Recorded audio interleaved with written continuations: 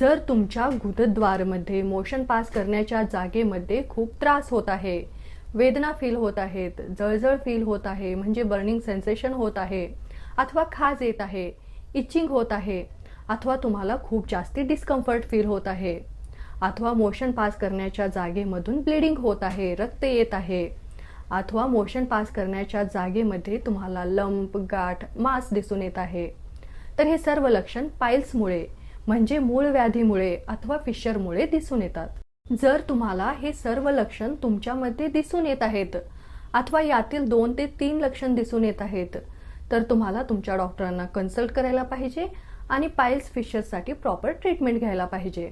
पण खूप सारे लोक भीतीमुळे अथवा लाज वाटून ही प्रॉब्लेम लपवून ठेवतात, डॉक्टरांना कन्सल्ट करत नाहीत।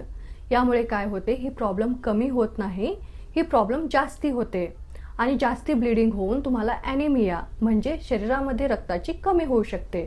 तर यात लाजण्याची अथवा भिण्याची काहीच गरज नाही, कारण हे एक कॉमन प्रॉब्लेम आहे, खूप साऱ्या लोकांमध्ये दिसून येते आणि हे ट्रीटेबल आहे। जर तुम्ही यासाठी प्रॉपर ट्रीटमेंट घेता तेव्हा हे मुळापासून कमी होते।